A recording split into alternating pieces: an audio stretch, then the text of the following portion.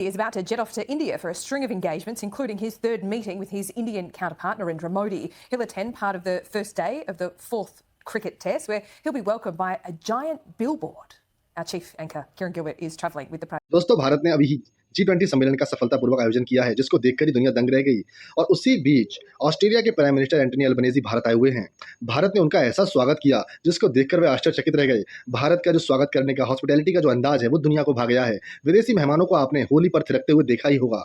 ऐसे ही अहमदाबाद में Antony Albanese का जब स्वागत किया गया, तो स्टेडियम में खचाखच भरी भीड़ को देखकर वो आश्चर्यचकित रह गए कि प्रधानमंत्री नरेंद्र मोदी की लोकप्रियता उनके देश में इस कदर है कि उनकी ऑस्ट्रेलिया में भी उनको लोग इस तरह से नहीं जानते होंगे।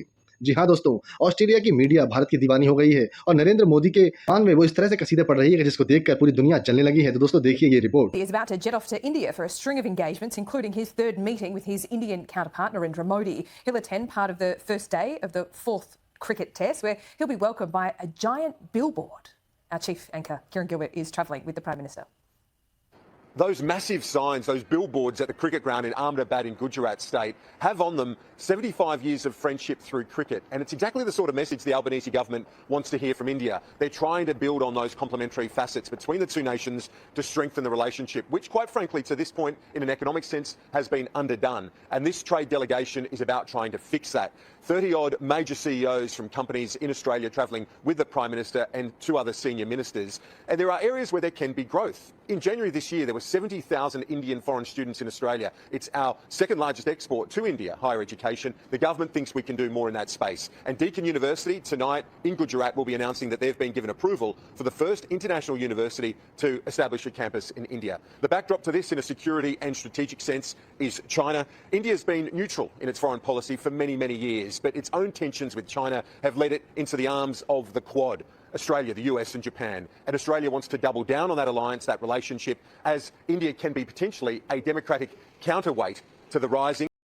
What are the expected outcomes from this visit? Yeah, there's an immediate outcome, a tangible outcome. There's likely to be an agreement on critical minerals and rare earth supply to India, and then the longer-term view to secure a free trade agreement between the two countries. Now, an interim agreement is already in place, but longer-term, this is really sort of stalled. Since 2017, there's been no prime ministerial visit to India.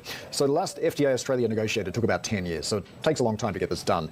There is a desire to really get momentum moving again. The hard part is Australia's access to India's agricultural markets, and for India to get access to Australia's labour market. So the interim agreement has removed most of the tariffs between the two countries, but these sticking points remain. Seems to be a genuine desire by both sides, though, to get this sorted out. And these state visits always a great opportunity to get business ties going, and the Prime Minister taking a sizable group of business leaders. Who's going?